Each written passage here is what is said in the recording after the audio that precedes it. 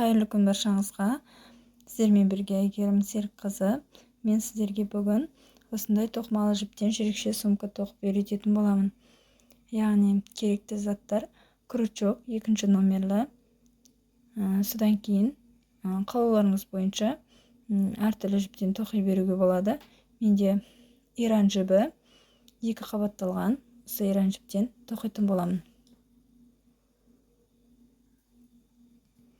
Ал енді бисмиллах деп бастайық. Бірінші крючогымызға жіп орап аламыз. Жіп орап алып, бір ілмек жасаймыз.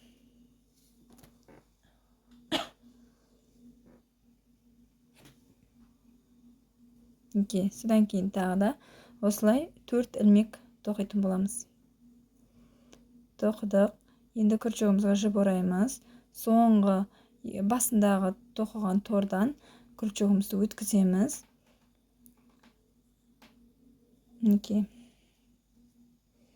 Яғни 3 тор қалдырамыз. 4-ші тордан тоқитын боламыз. Өткіздік. Крючогымызға жіп ораймыз, шығарамыз. 3 ілмек болды. Енді осыны крючогымызға жіп орап, бастапқы екеуінен бір, соңғы екеуінен бір тоқитын боламыз. Крючогымызға жіп ораймыз. Дәл жаңағы тордан өткізетін боламыз. Осылай 3 қайтара, бір тордан 3 рет тоқып, узор салатын боламыз.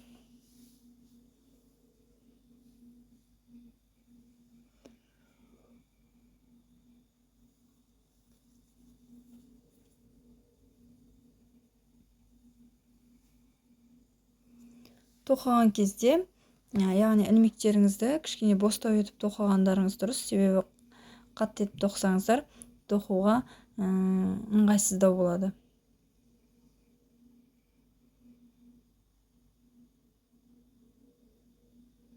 Мен бас жағын тар етіп тоқып жіберіппін. Сондықтан осылай тұруға тура келеді. Енді осылай 3 узор шығарып алдық. Содан кейін тағы да 3 ілмек іліп аламыз.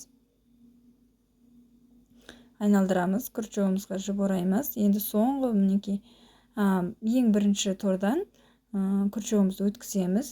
3 ілмек болды. Бастапқы екеуінен бір, соңғы екеуінен бір өткіземіз. Осылай. Дәл осылай сол жаңағы өткізген тордан 3 рет өткізіп тоқитын боламыз.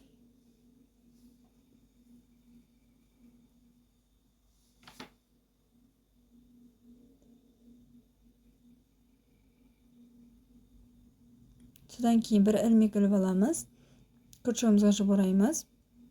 Мінекей ең бірінші жасаған узордың ең бірінші ілмегінен, яғни ең бірінші торынан крючогымызды өткіземіз. Жіп ораймыз, шығарамыз. 3 ілмек болды. Бастапқы екеуінен бір, крючогымызға жіп орап, бастапқы екеуінен бір, соңғы екеуінен бір етіп тоқимыз. Жаңа енді өткізген тордан тағы да өткізіп тоқимыз. Осылай 3 рет, бір тордан 3 рет тоқып шығамыз.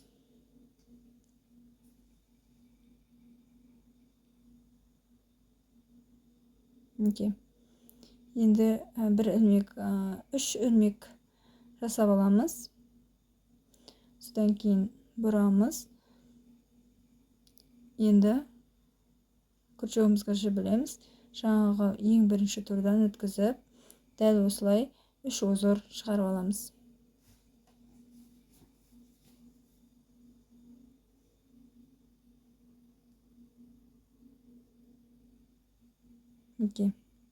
Енді крючогымызға жіп іліп алып, бір ілмек жасаймыз. Содан кейін мінекей ең ашықтау тордан крючогымызды өткіземіз. Жіп іліп алып, бастапқы екеуінен бір, соңғы екеуінен бір өткіземіз. Бұл жерде де 3 узор шығаратын боламыз. Яғни крючогымызды 3 рет өткізіп тоқимыз.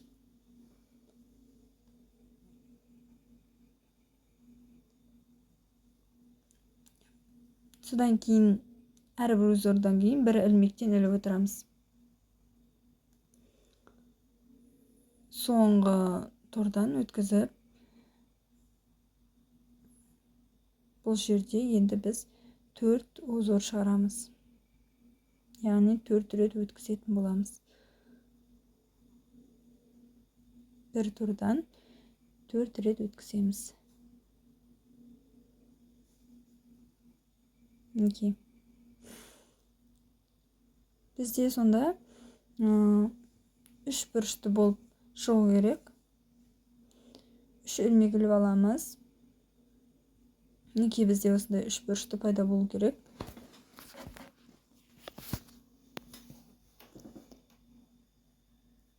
Аударамыз.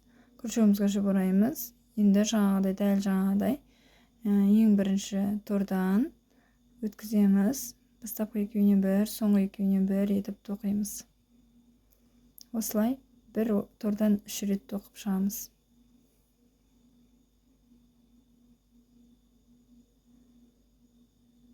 Үш узор тоқыдық. Енді бір ілмек іліп аламыз. Күршігімізге жіп ораймыз. Содан кейін мінекей екінші тордан күршігімізді өткізіп, дәл осылай 3 узор тоқитын боламыз.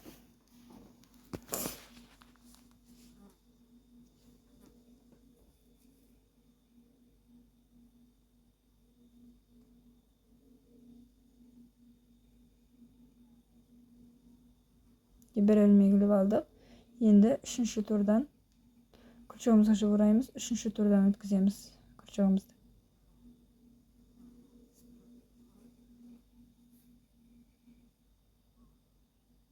Мінекей. Тағы да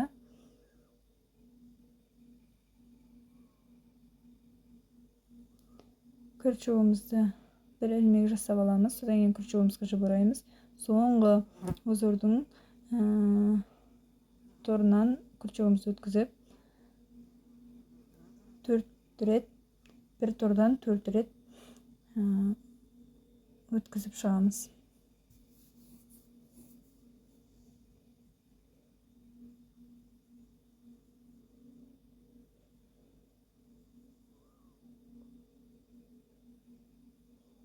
Кей соңғы 4-шісі.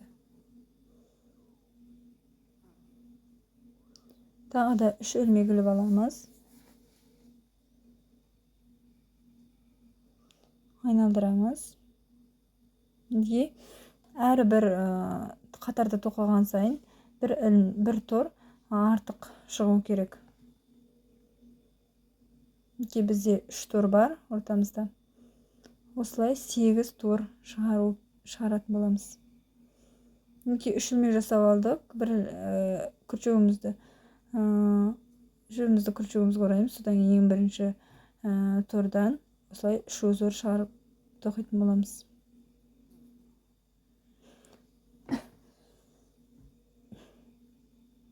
Бір ілмек жасап аламыз. Күршігімізге жіп ораймыз. Енді екінші тордан дәл осылай 3 узор шығарамыз. Соңына дейін шығаратын боламыз осылай.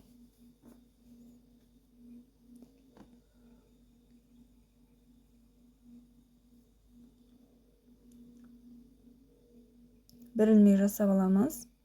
Әрбір узор шығарғаннан кейін бір ілмек жасаймыз. Содан кейін келесі тордан бастап кетеміз.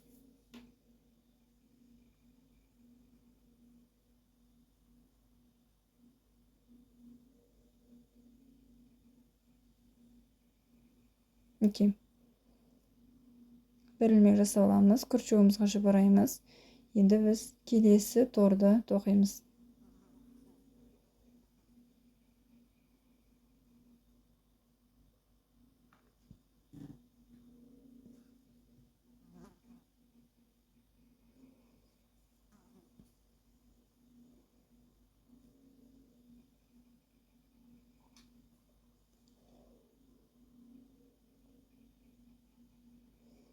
Енді біз келесі соңғы торды да дәл осылай 3 узор шығарып аламыз. Күршігімізге жіп ораймыз.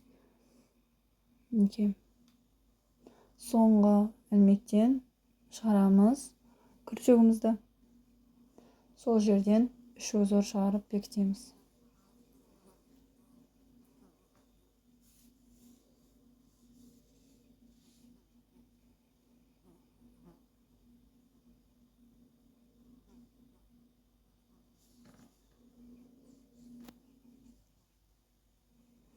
Мінекей мен осылай 4 узор шығардым. Енді біз осылай дәл осылай тоқып 8 узор болғанша тоқитын боламыз.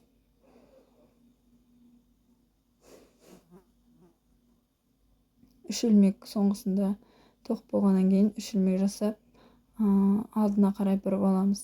Мінекей 4 ілмек 4 тор болды. Енді осы торлар 8 тор болғанша тоқып шығамыз. Мінекей менде 8 тор тоқып шықтым. Енді біз күртшөгімізға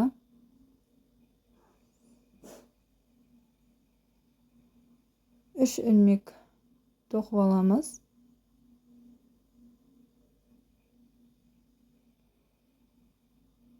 Күртшөгімізге жыбыраймыз. Енді біз кішкене бір тордан қысқартып отыратын боламыз. Яғни бір тор қалдырамыз, екінші тордан бастаймыз. Мінекей. Жаңа біз кішкене торда қалдырдық, содан кейін мінекей екінші тордан бастадық. Сол торға келген кезде тағы да үш қайтара өткізіп күртшөгімізді узор салатын боламыз. Мінекей. Бір ілмек іліп аламын, күртшөгіме жіп ораймын. Келесі торды дәл солай тоқитын боламын. Үш узор шығарамын.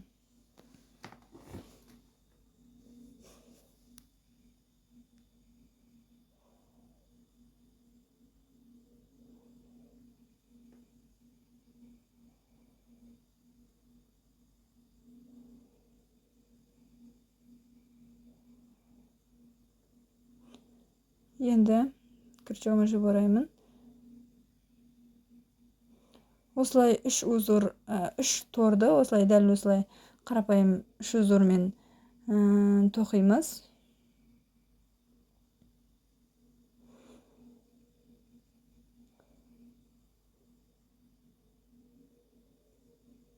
Содан кейін төртінші узорда өзгертетін боламыз.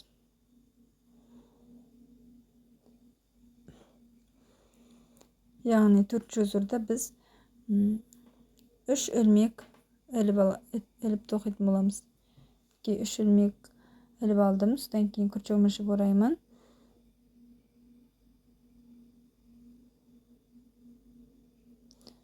Күртшөгіме жіп орамаймын, осылай үш ілмек іліп алғаннан кейін төртіншісін жіп орамай тоқитын боламын. Яғни күртшөгіме жіп орамаймын, өткіземін, екі ілмек болады.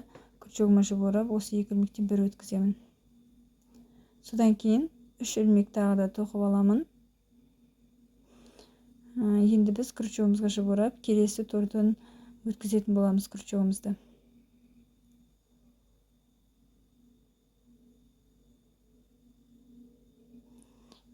Өткізіп, үш узор тоқитын боламыз осы тордан.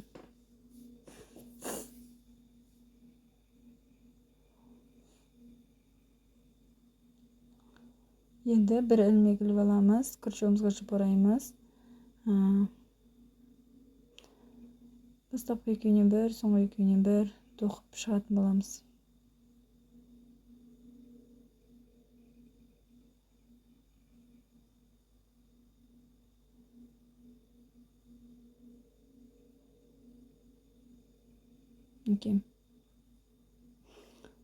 Дәл осылай соңына дейін барамыз. Соңғы ілмекке дейін дәл осылай тоқимыз.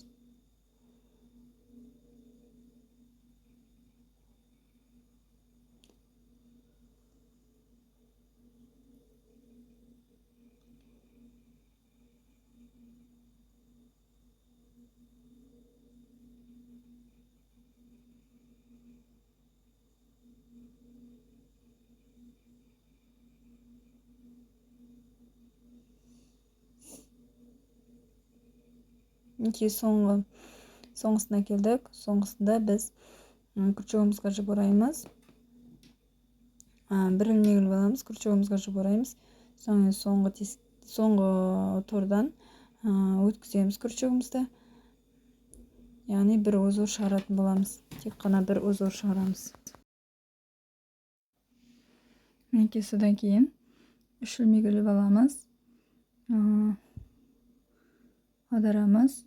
Күрчегімізге жіп орап, келесі бір торды қалдырамыз. Келесі тордан өткізетін боламыз күрчегімізді. Енді осы торда 3 узор тоқитын боламыз. Яғни 3 рет өткіземіз.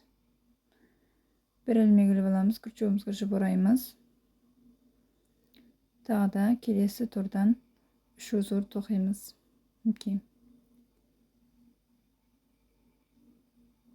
Көрсетіп тұрғанымдай.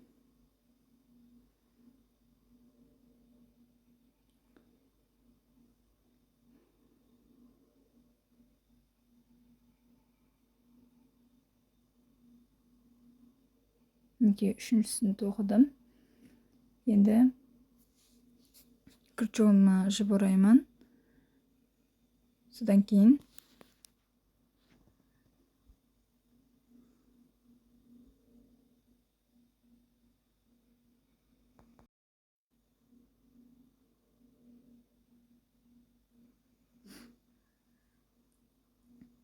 келесі тордан өткізіп күрчегімізді тағы да 3 рет тоқитын боламыз.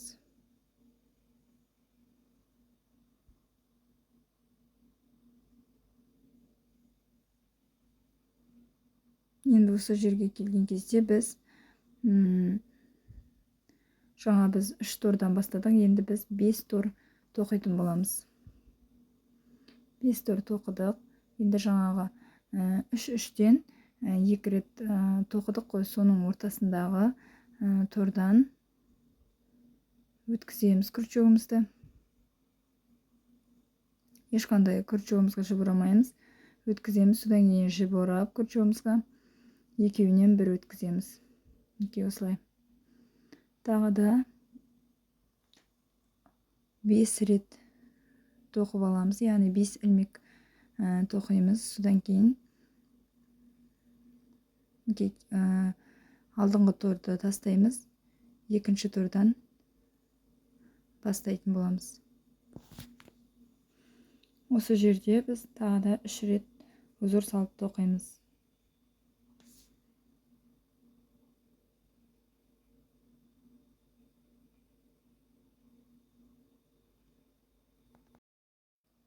Мінекей соңғысына келуге қалдық.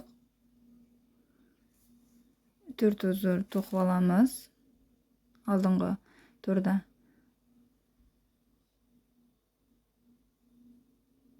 Мінекей 4 узор тоқып алдым. Содан кейін соңғы торда, яғни 4 узордың соңғы бірінші торынан өткіземіз. Күрчегімізге жіп ораймыз, өткіземіз. 3 болды. Күрчегімізге жіп орап, бастапқы екеуіне бір, соңғы екеуіне бір етіп тоқимыз. Осылай бір узор тоқимыз тек. Содан кейін күрчегімізге 3 ilmek ilip аламыз. Мінекей ilip алдық. Енді күрчегімізге жіп ораймыз, бір тор тастаймыз. Екіншісінен бастаймыз. Екінші тордан бастадық. Осы екінші торда тағы да 3 рет узор тоқитын боламыз.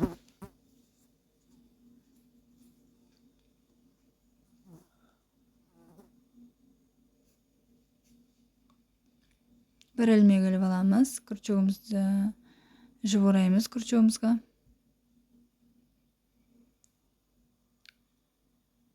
Содан кейін, мінекей жаңағы содан кейінгі 3 узордың соңғы ilmегінен күрчегімізді өткіземіз.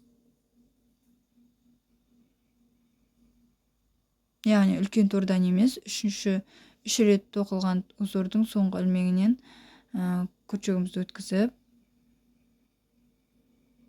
сол өткізген ilmектен 3 узор тоқып аламыз. Мінекей тоқып алдық. Енді күрчегімізге 3 ilmek ілеміз. Содан кейін мінекей 5-5-тен тоқыған жерден, яғни бес-бестен тоқыған жердің ортасындағы ілмектен, яғни тордан күрчігімізді өткіземіз. Содан кейін тағы да 3 ілмек іліп аламыз. Енді біз осы бестікпен тоқыған торды тастаймыз. Екіншісіндегі 3 узор салған тордың алдыңғы узорынан, яғни алдыңғы торынан күрчігімізді өткізіп алатын боламыз. 3 ілмек іліп аламыз. Келесі торды тоқимыз.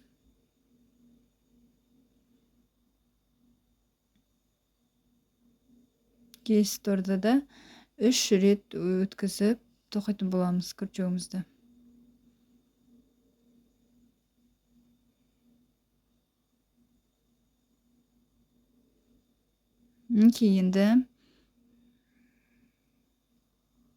Енді біз 4 тор тоқығаннан кейін бізде келесі торды күрчігімізге жыбыраймыз. Келесі тордың 3-ші узордың соңғы торынан күрчігімізді өткізіп, бір узор шығарып аламыз.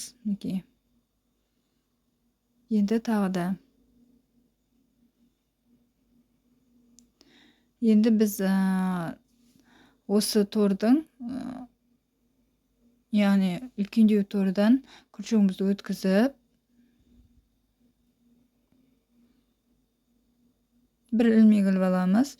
Содан кейін үлкендеу тордан күрчігімізді өткіземіз.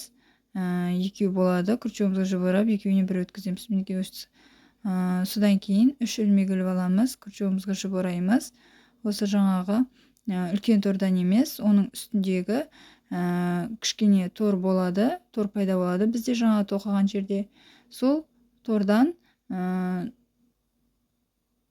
күрчігімізді өткізетін боламыз. Содан кейін әрбір өткізген 2 петельді, яғни 2 ілмекті алып отырамыз. Содан кейін үстінен 2 ілмек қалдырып отырамыз. 2 ілмек болды, 4 ілмек болды. Соның екеуінен өткіземіз күрчігімізді. Яғни күрчігімізге жыбыраймыз. Жаңағы өткізген тордан өткіземіз тағы да. Содан кейін бізде 2 ілмек пайда болады. Сол 2 ілмектен өткіземіз. Яғни астынан 2 болады, үстінде 4 ілмек пайда болу керек. Астынан 4 рет тоқимыз, үстінен 4 ілмек пайда болу керек. Содан кейін күрчігімізге жыбырап, 4-еуіне бір өткіземіз.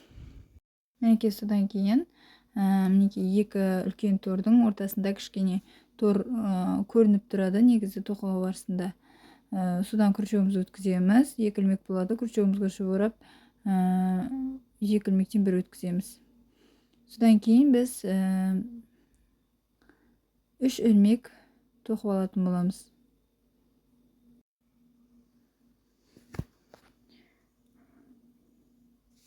Яғни біз жанындағы узорын тоқитын боламыз. 2, 3. Енді күрчігімізге жыбыраймыз. Сол жаңағы тоқыған жерден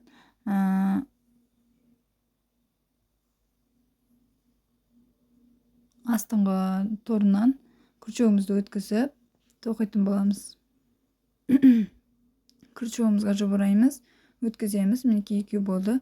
Сол 2-еуін өткізіп отыратын боламыз. Бір ілмек қалдырып отырамыз. Астынан 2 ілмек іліп отырамыз, үстінен бір ілмек қалдырып отырамыз. Бізде 4 ілмек осылай 3 қайтара тоқыған кезде 4 ілмек пайда болады. Содан кейін күрчігімізге жыбырап, 4-еуінен бір өткіземіз. Осыдан кейін 2 үлкен тордың ортасында кішкентай тор болады. Сол тордан күрчігімізді өткізіп бекітетін боламыз. Тағы да 3 тор өткіземіз. Содан кейін күрчігімізге жыбыраймыз. Жаңағы тоқыған жердің астыңғы жағында тор болады, кішкене. Сол тордан күрчігімізді өткізіп,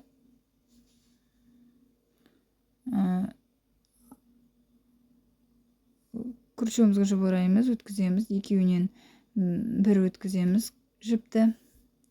Бір ілмек қалдырып отырамыз. Солай 4 ілмек, үстіңгі жағында 4 ілмек болу керек. Енді күрчегімізге жіп орап, 4-інен бір өткіземіз. Осы жерге келгенде тағы да екі үлкен узордың ортасында кішкене узор өзі көрініп тұрады тоқау барысында. Сол узордан өткізетін боламыз мінекей. Екі ашық узордың ортасынан өткізіп күрчегімізді бекітеміз.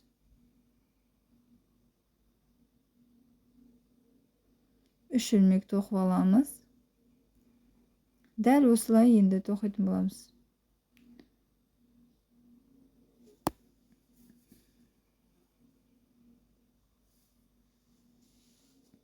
Мінекей.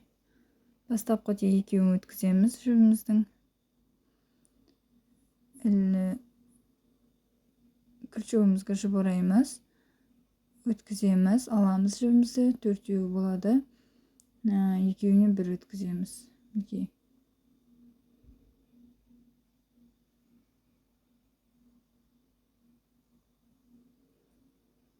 Содан кейін жаңа екі ашық жердің ортасындағы торынан өткізіп бекітеміз. Дәл осылай басындағы, яғни үш жағына келгенше тоқитын боламыз. Үш ілмек іліп аламыз. Күрчегімізге жіп ораймыз. Сол астыңғы ілмектен өткізіп, бір ілмектен екеу болады. Яғни үшеу болады, екеуін өткізетін боламыз, біреуін қалдырып отырамыз. Екеу 4-еу болды.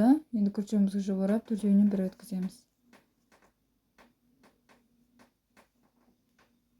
Енді осы жерде екі ашық жердегі тордың ортасындағы кішкене тордан күрчегімізді өткіземіз. Екеу бар ілмек. Күрчегімізге жіп орап, екеуінен бір өткіземіз. Мінекей осылай тоқып шығамыз.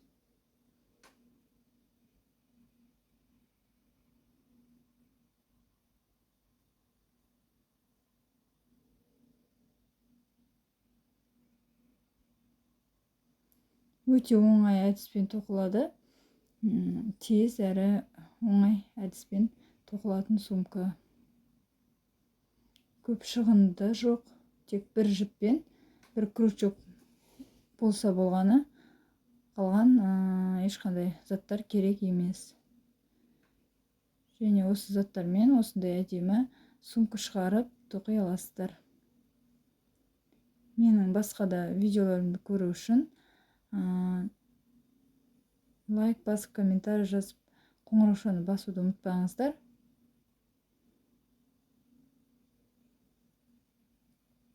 Мінекей басындағы бас жағына келгенше, яғни төменгі бас жағына келгенше тоқимыз.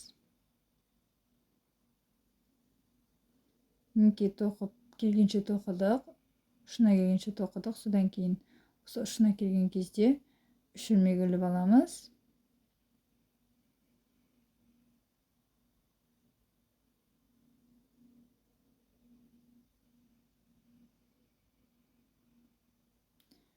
Төрт, бес, 6 рет қайталауға. Мінекей 4-еуінен бір өткіземіз.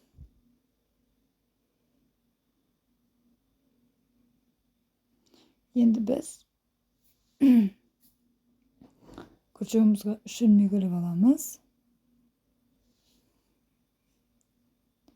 Содан кейін ұшындағы екі ілмектің ортасынан күрчегімізді өткізетін боламыз.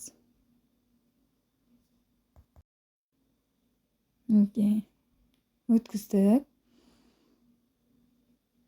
Тағы да үш ілмек іліп аламыз. Күрчегімізге жіп ораймыз. Алдыңғы тордан күрчегімізді өткізіп бекітетін боламыз.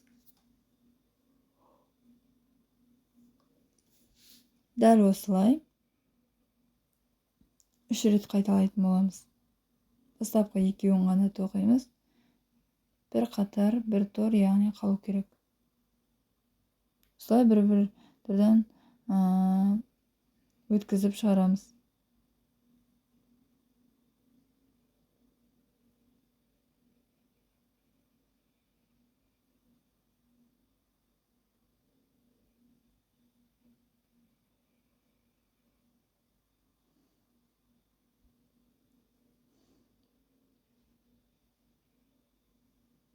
Мінекей енді біз күртеуімізге жыбыраймыз.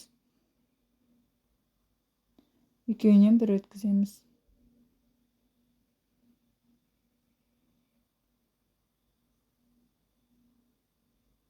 Дәл осылай соңына дейін баратын боламыз.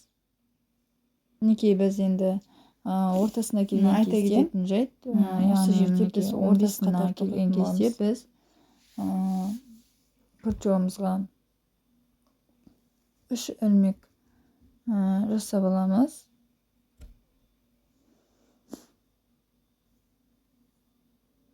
Яғни күртеуімізге ортасын шығаратын болғандықтан, ілгішін шығаратын болғандықтан,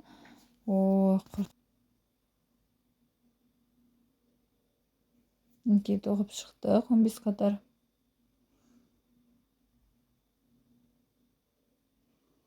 Енді біз келесі осы екі үлкен тордың ортасындағы тордан күртеуімізді өткізіп бекітеміз.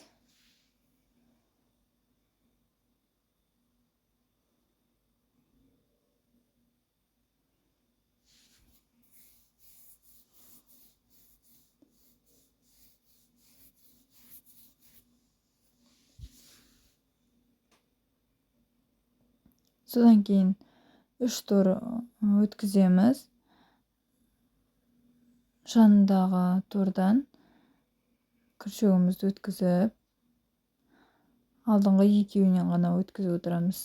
Осылай күртеуімізге жыбыраймыз, шығарамыз. Күртеуімізді жіпті тек екі узордан, яғни екі узордан алып отыратын боламыз. Бізде 4 болады жоғар жағында.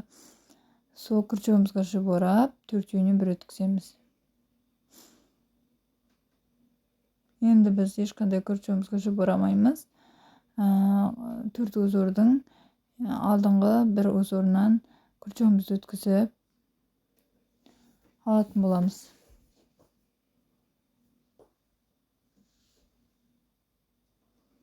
Шілмек іліп алдық, күртеуімізге жыбыраймыз. Жанындағы тордан күртеуімізді өткізіп бекітеміз. 4 узор болғанша, 4 яғни ілмек болғанша шығарамыз.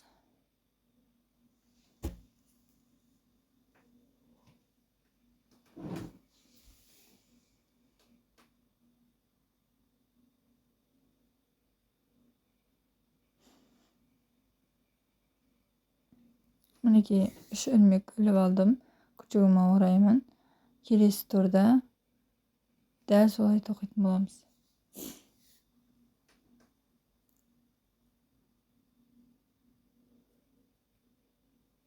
Мінекей сонда бізде осындай жүрекше пайда болады. Екіншісін өздеріңіз дәл осылай етіп тоқып шығасыздар.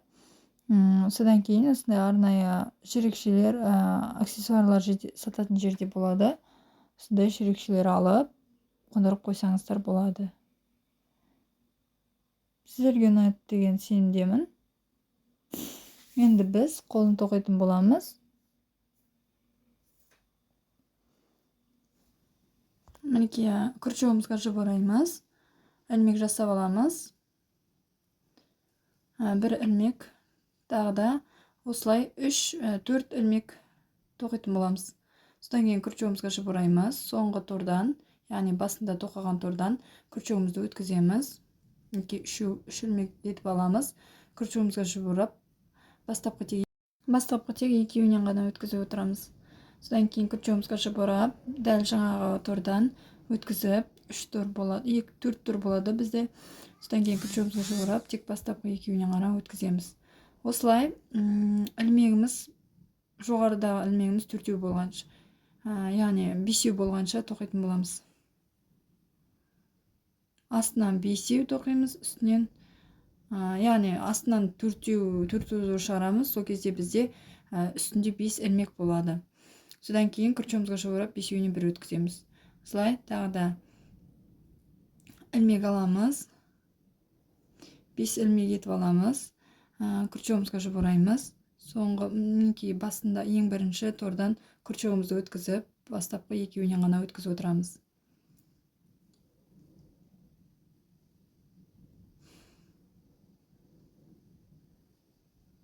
Өткіземін, бастапқы екеуінен өткізіп аламын. Мінекей бізде 4 ілмек бар, тағы да бір рет узор саламыз. Мінекей 5 болды ілмегіміз. Енді осыны күртшемізге жауырап 5-інен бір өткіземіз. Дәл осылай тоқитын боламыз күртшемізге. Сіздер ілмекті қаншалықты алсаңыздар, соншалықты ала беруге болады. 4-ю, 5-ю, 6-ю етіп ала. Одан ешқандай шатасып кетпейсіздер. Бұл бір тек схемамен тоқылады. Мінекей күртшеме жауыраймын, сол тордан өткізіп, 2 ілмек, 2 яғни ілмектен өткізіп отырамын. Осылай 4 узор салып, үстіңгі жағымызға 5 ілмек шығарып аламыз.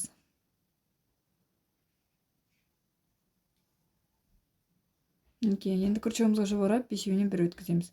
Осылай қаншалықты ұзын тоқығыларыңыз келеді, соншалықты тоқып алсаңыздар болады.